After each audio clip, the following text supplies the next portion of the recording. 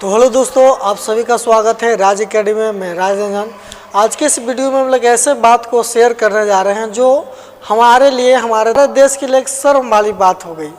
उसी प्रकार का बात है जिस प्रकार से हम लोग का घर है, परिवार है, और लोग कहते हैं कि सबसे सुधरल हमारा ही रहता है, लेकिन पता चला कि सबसे हरामी होकर बाल बच्चा हो जाता है। इस प्रकार से हुआ हमारे देश भारत में कुछ ऐसा है। हमारे देश में कई प्रकार की घटनाएं घटते रहती है। जैसा कि हम लोग जानते हैं कि हमारे देश में बहुत सारे दिक्कत का सामना करना पड़ता है। हम लोग आज से नहीं लड़ रहे हैं अपने देश से। जिस समय हमारे देश पर अंग्रेज कब्जा कर लिया था, लगभग 250 सालों तक उन्होंने यहाँ पर अपना शासन व्यवस्था को रखा, और लास्टली जाने के बाद उन्होंने एक बात को कहा था कि भारत एक कंगालों का देश है, यहाँ को कुछ नहीं हो सकता, यहाँ पर केवल गरीब लोग ही रह सकते हैं।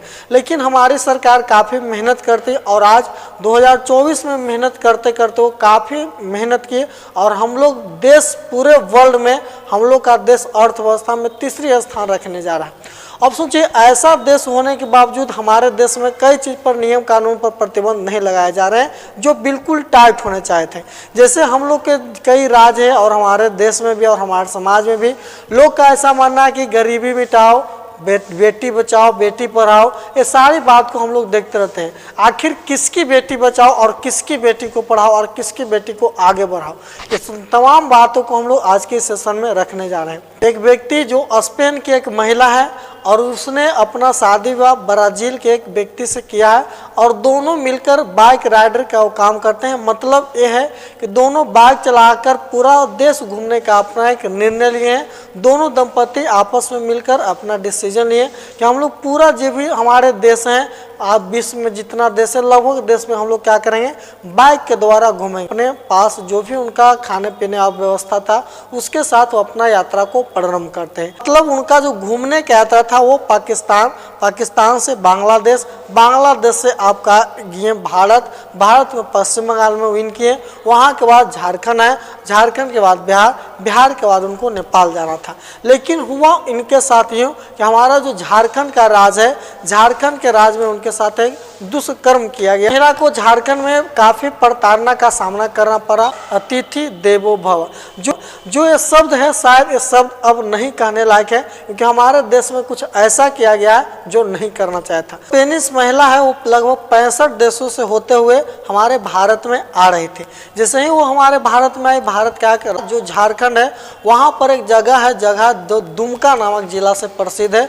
उस दुमका जगह पर व्यक्ति के साथ, उस महिला के साथ लगभग 7 व्यक्तियों ने सामूहिक बलात्कार। झारखंड में जब वहाँ पर हो गए तो उन्होंने देखा कि अब शाम हो रहा है, हम लोग भाई यहीं पर अब रहते हैं। तो झारखंड का एक छोटा सा जिला है जिसका नाम है दुमका, और वहाँ पर उन्होंने निश्चय किया कि आज रात हम लोग यहीं पर अपना रात को बिताएंगे। उन्होंने अपना जो भी व्यवस्था था उनसे टेंट प्लान बनाया, और वहीं पर उन्होंने रहने का निर्णय भी ले लिया। जैसे ही उन्होंने वहाँ पर रहने का निर्णय लिया, अचानक उनको 7 बजे कुछ ऐसा महसूस होता है कि हमारे आसपास, टेंट के आसपास कुछ लोग हैं। जब उन्होंने देखा तो देखा कि 2 लोग भारतीय हैं जो बाहर में खड़ा है। ये लोग ज़्यादा कुछ ध्यान नहीं दिए, अपना दोनों पति पत्नी आराम से रह रहे थे टेंट के अंदर। जैसे ही 7 बजे वो 2 व्यक्ति वहाँ पर जो गए थे, उन्होंने अपने कई मित्रों को और बुलाया, और लगभग 7 लोगों ने स्पेनिश महिला के साथ सामूहिक बलात्कार किया। ऐसा नहीं, जब 7 व्यक्ति वहाँ पर आए, वही एक व्यक्ति, उनके पति जो स्पेनिश महिला थी, उनके पति पर हैमलेट से हमला करता है, और हैमलेट से हमला करने के बाद उनकी पत्नी को हैमलेट से हमला करने के बाद उनके हाथ और पैर को बांधकर वहीं टेंट में रख बिक दिया जाता है, और उनके साथ काफ़ी पिटाई भी किया जाता है। इस महिला के साथ भी थोड़ा बहुत पिटाई की घटना को सामने देखने को मिला है। इस महिला को टेंट से निकालकर बाहर जो जंगल है, वो जंगल के बीचों बीच खेतों में इनके साथ लगभग 7 लोगों ने सामूहिक बलात्कार किया। हम लोग ऐसा देखते हैं कि बलात्कारी के लिए भारत सरकार को एक ऐसा कानून बनाना चाहिए जिसके द्वारा, जिसके तहत वो कोई भी व्यक्ति ऐसा करने से पहले हजारों बार सोचे कि ये करना गलत है। हमारे देश में भी कुछ दिन पहले आप ऐसा देखे थे, जो निर्भया कांड हुआ था। निर्भया कांड में हम लोग देखे थे कि लोग कैंडी ले लेकर लोगों के फांसी की मांग किए थे। ऐसा सरकार से ये उम्मीद किया जाता है कि आप ऐसा होने के बावजूद आप काहे नहीं नियम कानून टाइट बना रहे हैं। देखिए विदेशी महिला का हमारे देश में आना ये भारत की अर्थव्यवस्था को अच्छा बनाता है, क्योंकि जितने भी लोग विदेशों से हमारे देश में आएंगे इससे हमारा देश का स्थिति उतना ही मजबूत होगा, आर्थिक स्थिति हमारा उतना ही अच्छा होगा। तो ये भारत सरकार का दायित्व बनता है और हम लोग का भी, जो हम लोग इस देश में रह रहे हैं तो हम लोग का भी ये दायित्व बनता है कि जो भी विदेशी लोग हमारे देश में घूमने आए न तो उनको ठगने का काम करें, न उनको इधर उधर का बात हुई। जो भी उनको घूमने आए तो उनको चुपचाप घूमने दें। यदि आप किसी के बारे में अच्छा नहीं सोचते हैं तो खराब भी आप ना सोचें। ठीक है, उनको आप हेल्प करने के लिए नहीं सोचे तो उनको दुख भी आप मत दीजिए। तो ऐसा नहीं है, हमारे देश में भी बहुत सारा ऐसा कांड होते रहा।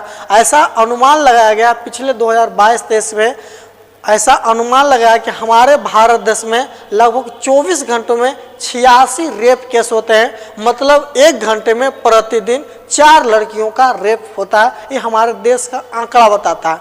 हमारे देश के आंकड़े के अनुसार हम लोग ऐसा अनुमान लगाया गया, हमारे देश का ऐसा आंकड़ा बताता है कि हमारे देश में केवल और केवल इंडिया में हमारे देश में प्रतिदिन 24 घंटा के अंदर लगभग 83-84 महिलाओं का यानी लड़कियों का बलात्कार होता है, जिसमें 1 घंटे का यदि बात नहीं किया जाए तो प्रति 1 घंटे में लगभग 4 लड़कियों के साथ बलात्कार।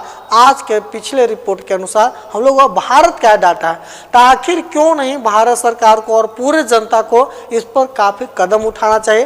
देखिए पढ़ना लिखना एक अलग बात है, आप कितना पढ़ें कितना लिखें ये अलग की दुनिया है, लेकिन पढ़ाई लिखाई के साथ साथ ये हमारा जिम्मेदारी बनता है, ये हमारा दायित्व है कि हम अपने देश के लिए, हम अपने देश के लोगों के लिए और किसी भी लोगों के लिए, आप एक मानव है और मानव को सबसे बुद्धिमान जीव माना गया है कि पूरे वर्ल्ड में कोई सबसे बुद्धिमान है तो वो है मानव।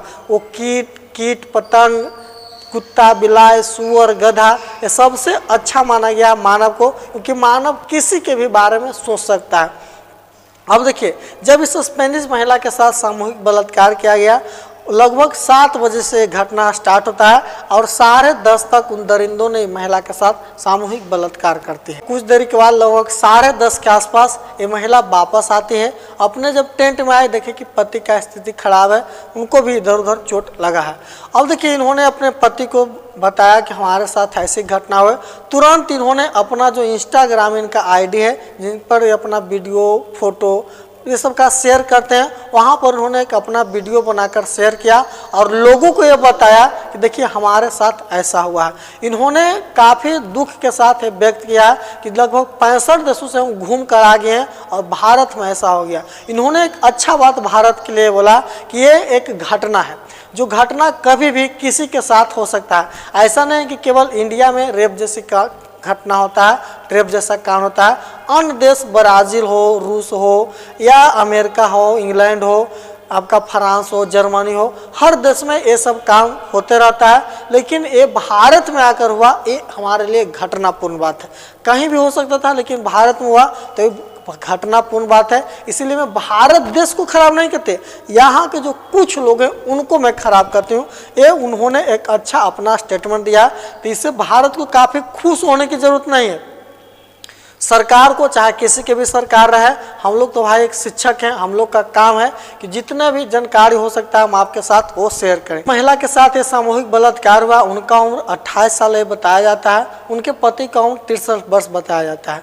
तो ये काफ़ी शर्म वाली बात है हमारे लिए कि हमारे देश में इनके साथ कुछ ऐसा हुआ। अब देखिए यदि ऐसा होता है तो हमारे भी घर की महिलाएँ सेफ नहीं हैं। आज के डेट में यदि किसी लड़की को यहाँ से यानी पटना शहर से कहीं अलग जगह जाना है तो लोग कहते हैं कि साथ ही इनके साथ कोई भेज दो, भाई के भेज दो, बाप के भेज दो, कोई रिलेटिव को भेजो। साथ में क्यों भेजवाते हैं? क्योंकि आपको है कि इसके साथ भी कुछ हो सकता है।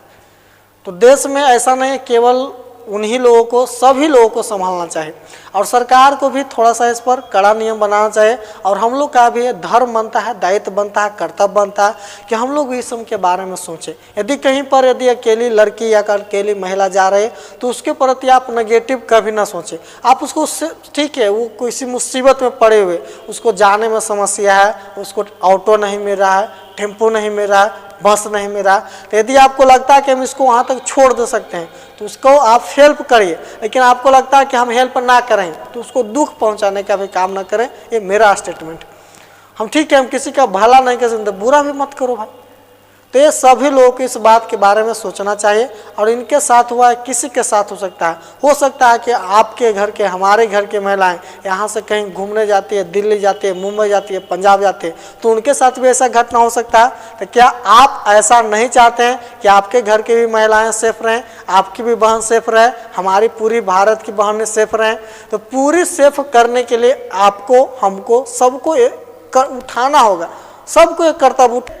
स्पेनिश जो महिलाएं कहें कि ऐसा नहीं कि हमारे साथ भारत में हुआ, कई भारतीय लोग भी हैं जो विदेशों में, दूसरे देशों में भी गए हैं, तो उनके साथ ये सभी घटनाएं घटित हुई है। इसीलिए मैं भारत देश को बदनाम नहीं करना चाहते। यहाँ के जो कुछ लोग हैं उनको कड़ी से कड़ी सजा देने का ये अपना बात रखकर यहाँ से फिर कहें कि हम रुकने वाले नहीं हैं।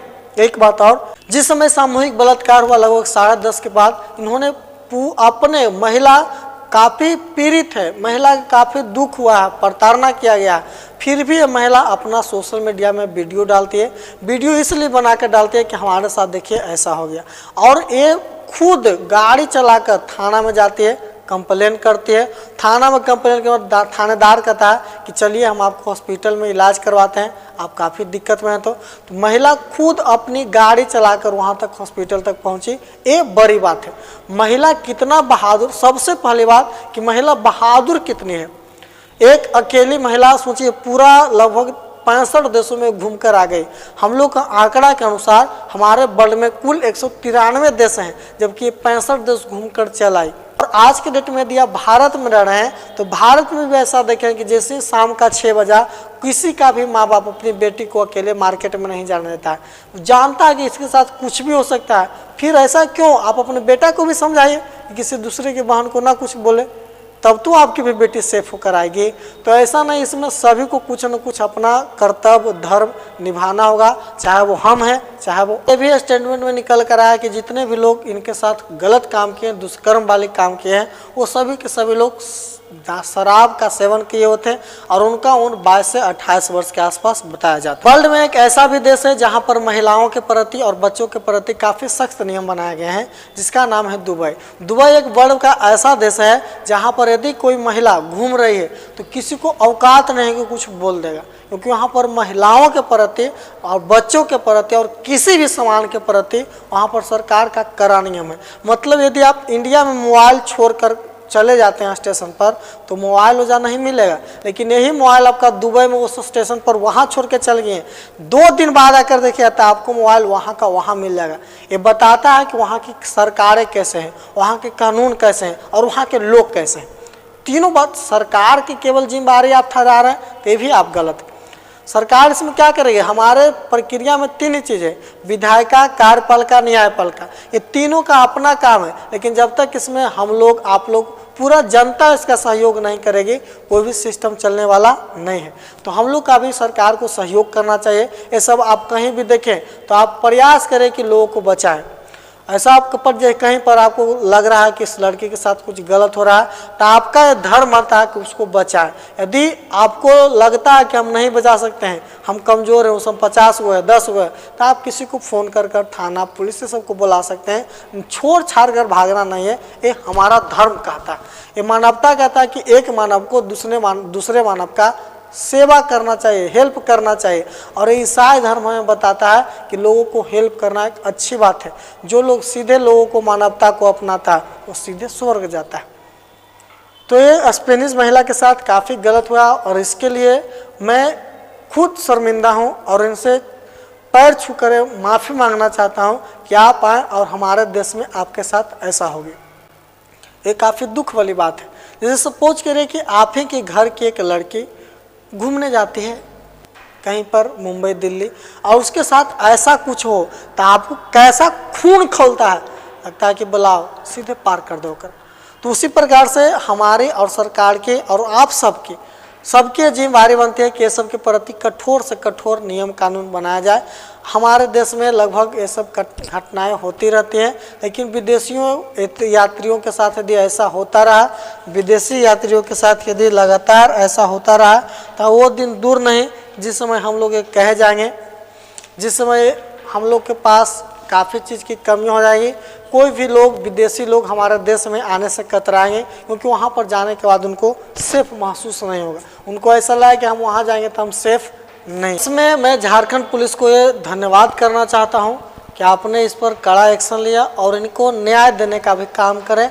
इन न्यायालय से मैं रिक्वेस्ट करता हूं, प्रार्थना करता हूं कि इनको आप न्याय दिलाएं, क्योंकि हो सकती है हमारी घर के भी महिलाएं के साथ ऐसा हो सकता है, आपके भी घर के महिलाएं के साथ ऐसा हो सकता है। तो आपको कैसा महसूस होगा, वैसा ही इनके बारे में आप सोचिए। करता हूं कि आपके साथ जो किया गया है इस पर सरकार आपको पक्का न्याय देगी, ये हमें पूर्ण भरोसा है। और भारत सरकार और झारखंड सरकार पर भी हमें भरोसा है कि हमारे जो भी आए गेस्ट उनका आप न्याय दिलाने का काम करें। ये हमारी कर्तव्य है, हमारी जिम्मेवारी है। तो ये काफ़ी शर्म वाली बात हुई है हमारे भारत में। महिला, इनका कहने का आप मतलब समझ सकते हैं कि क्या है कि दुमका गैंगरेप पीड़ित महिला बोली है कि हर भारतीय गलत नहीं है, हर भारतीय गलत नहीं है, हम अच्छी यादें लेकर जा रहे हैं। मतलब जो हमारे साथ अच्छे पल भारत में बीते हैं हम उन्हें साथ लेकर जा रहे हैं, और दोषियों को सज़ा मिलना चाहिए।